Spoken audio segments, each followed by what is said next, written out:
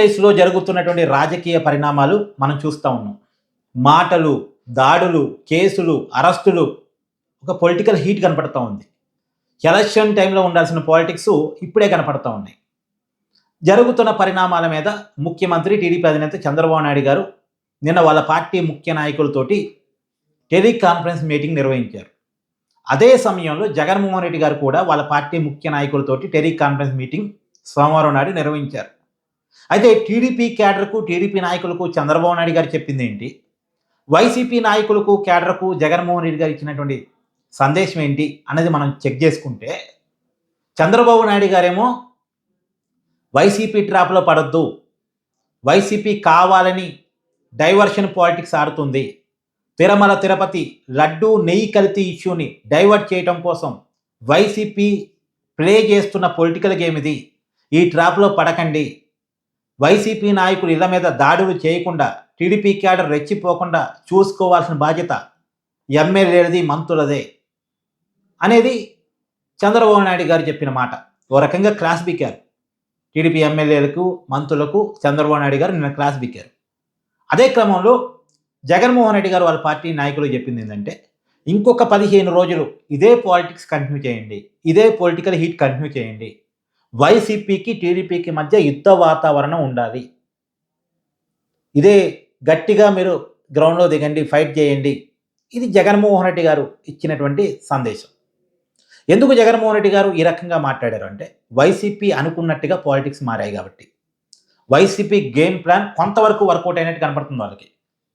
అంటే diversion politics కోసం YCP చేసిన ఎత్తుగడ, కావాలని పేర్ని నాని గారితో పవన్ కళ్యాణ్ గారిని, చంద్రబాబు నాయుడు గారిని, హిందూ సంఘాన్ని తిట్టించి అది కుదరలేదు, కావాల్సినంత హీట్ రాలేదని అంబటి రాంబాబు గారితో లకారం భాష మాట్లాడించేసి, అలాగే జోగి రమేష్తో నారా లోకేష్ గారి మీద ఇస్తారీతన మాట్లాడించేసి, పాలిటిక్స్లో హీట్ పెంచేసి, టీడీపీ క్యాడర్ని రెచ్చగొట్టేసి, ఒకేపేమో అంబటి రాంబాబు అరెస్టు, ఇంకొకేపేమో జోగి రమేష్ ఇంటి మీద దాడి జరిగేలా పరిస్థితుల్ని మార్చి వైసీపీ కొంత సంతోషంలో ఉంది.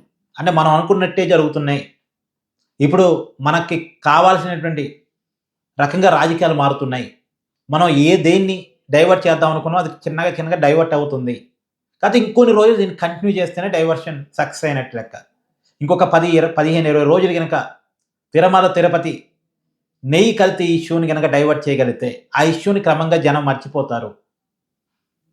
కాబట్టి దీన్ని మనం డైవర్ట్ చేయాలి, పాలిటిక్స్ని ఇప్పుడున్నట్టే నడిపించాలి అని చెప్పేసి వాళ్ళ పార్టీ నాయకులకి జగన్మోహన్ రెడ్డి గారు తన దిశానిర్దేశాన్ని చేశారట. ఇప్పుడు చూడండి, జగన్మోహన్ రెడ్డి గారు రేపో ఎల్లుండో ఓదార్పు యాత్ర పెట్టుకుంటారు. అంబటి రాంబాబు గారి ఇంటికి వెళ్తారు, వాళ్ళ కుటుంబ సభ్యులతో మాట్లాడతారు. తర్వాత జోగి రమేష్ గారి ఇంటికి వెళ్తారు, వాళ్ళ కుటుంబ సభ్యులతో మాట్లాడతారు. బయటకు వచ్చి ప్రెస్ మీట్ పెడతారు, గట్టిగా రెడ్ బుక్ అని చెప్పేసి ఏదో స్టేట్మెంట్ వదులుతారు. చంద్రబాబు నాయుడు గారిని ఉద్దేశించో లేదో నారా లోకేష్ గారిని ఉద్దేశించో ఏదో ఒక పెద్ద స్టేట్మెంట్ వదులుతారు. ఈ స్టేట్మెంట్ వదలగానే టీడీపీ నాయకులంతా కూడా జగన్మోహన్ రెడ్డి గారికి కౌంటర్ ఇచ్చే పనిలో ఉంటారు. సో ఇది జగన్మోహన్ రెడ్డి గారికి కావాలి. ఇప్పుడు ఇమ్మీడియట్గా జగన్మోహన్ రెడ్డి గారు ఎందుకు రాలేదు అంటే, ప్లాన్ ప్రకారమే రాలేదు. అసలు అంబటి రాంబాబు అరెస్ట్ కాగానే జగన్మోహన్ రెడ్డి గారు ఎందుకని బయటకు వచ్చి మాట్లాడలేదంటే, ఒక 2 రోజులు ఇష్యూ నానాలి, చర్చించాలి, తర్వాత జగన్మోహన్ రెడ్డి గారు వచ్చి మాట్లాడాలి. అందుకే చూడండి, మొదటి రోజేమో సజ్జల రామకృష్ణారెడ్డి గారు వెళ్ళారు, 2వ రోజు ఇంకొంతమంది వైసీపీ నాయకులు వెళ్ళారు, మధ్యలో కాపు ఇష్యూ తీసుకొచ్చారు, ముద్రగడ గారితో మాట్లాడించారు, ఇంకొంత కాపు సంఘాల నాయకులతో, వైసీపీకి అనుబంధంగా ఉండే కాపు నాయకులతోటి ప్రెస్ మీట్ పెట్టిస్తున్నారు. ఒకటి కులానికి సంబంధించిన ఇష్యూగా అంబటి రాంబాబు అరెస్టును మారుస్తున్నారు. నిజానికి అంబటి రాంబాబు గారి అరెస్ట్కి కులానికి ఏ సంబంధం లేదు. ఆయన బూతులు తిట్టాడు, బూతులు తిట్టడం వల్ల అరెస్ట్ అయ్యాడు. ఆయన తిట్టిన విషయం అందరికీ కనపడతా ఉంది, దానికి కులానికి ఏంటి సంబంధం? చంద్రబాబు నాయుడు గారిని లకారం భాషలో తిట్టడాన్ని ఏ కులం సపోర్ట్ చేసింది? కాబట్టి ఇది కులానికి సంబంధం లేని ఇష్యూ, కానీ కులాన్ని కావాలని తీసుకొచ్చే ప్రయత్నం చేస్తున్నారు. సో అంబటి రాంబాబు గారి కుటుంబ సభ్యుల చేత, వాళ్ళ కూతురి చేత మాట్లాడించడం, ముద్రగడ గారితో మాట్లాడించడం, ఇవన్నీ మనం చూస్తూ ఉన్నాం. సో కావాలని క్యాస్ట్ పాలిటిక్స్. తర్వాత ఇప్పుడు జగన్మోహన్ రెడ్డి గారు వచ్చి కూడా ఇదే రకంగా మాట్లాడతారు. బీసీని ఇబ్బంది పెట్టారని జోగి రమేష్ని, కాపుని ఇబ్బంది పెట్టారని అంబటి రాంబాబుని ఎగ్జాంపుల్గా చూపిస్తూ మాట్లాడే ప్రయత్నం చేస్తారు. వంగవీటి రంగా గారి మరణాన్ని కూడా ఇప్పుడు చర్చగా పెడతారు. ఆల్రెడీ పెట్టడం స్టార్ట్ అయింది. YCP social media Vangaveeti Ranga గారి మరణాన్ని చర్చ పెట్టడం స్టార్ట్ చేశారు. అసలు వంగవీటి రంగా ఏంటి, ఆయన ఎవరు చంపేశారు, మరి చంపేసిన వాళ్ళకి ఆ రోజుల్లో కాంగ్రెస్ పార్టీ ఎలా మద్దతు ఇచ్చింది, ఎలా మంత్రి పదవులు ఇచ్చింది, ఆరోపణలు ఉన్నటువంటి కుటుంబానికి సంబంధించినటువంటి దేవినేని అవినాష్ వైసీపీలోనే ఉన్నాడు కదా, ఇలాంటి అనేక అంశాలు ఉన్నప్పటికీ కూడా వీటన్నిటిని పక్కకు పెట్టి కావాలని ఈ క్యాస్ట్ పాలిటిక్స్ కోసం ఇప్పుడు వంగవీటి రంగా గారి మరణాన్ని తీసుకురావటం, అంబటి రాంబాబు గారిని వంగవీటి రంగా గారితో పోలుస్తూ మాట్లాడే ప్రయత్నం చేయటం, ఇవన్నీ చేస్తూ ఉంటారు. ఏది ఏమైనా వైసీపీ డైవర్షన్ పాలిటిక్స్ని సక్సెస్ఫుల్గా చేయగలుగుతుంది అనేది వాళ్ళ నమ్మకం.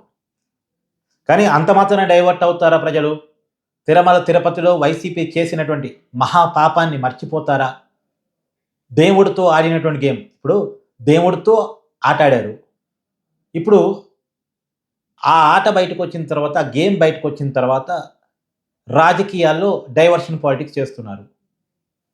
సో జనం దేన్ని తీసుకుంటారు చూడాల్సిన పరిస్థితి కనపడుతూ ఉంది. కాకపోతే మధ్యలో వైసీపీ ప్లాన్ సక్సెస్ కావడానికి ఉన్న కారణం ఏంటంటే టీడీపీ క్యాడర్ కూడా కొంత ఆవేశానికి గురి కావటం, వైసీపీ ట్రాప్లో టీడీపీ క్యాడర్ పడిపోవటం కొంత వైసీపీకి సక్సెస్ ఇచ్చినట్టే లెక్క. వైసీపీ అనుకున్నది కొంత నెరవేరడానికి అవకాశం ఇచ్చినట్టే లెక్క. సరే, అయితే చంద్రబాబు నాయుడు గారు దాన్ని గమనించారు, ఆపుకునే ప్రయత్నం చేశారు. చూడాలి YCP diversion politics versus TDP Tirumala Tirupati లడ్డూకు సంబంధించి వైసీపీ చేసినటువంటి మహాపాపానికి సంబంధించినటువంటి ఇష్యూని ప్రజల్లో తీసుకెళ్ళటం. మరి దేన్ని ప్రజలు తీసుకుంటారు, ఏది ప్రజల్లోకి ఎక్కువగా వెళ్తుంది అన్నది చూడాలి. Thank you.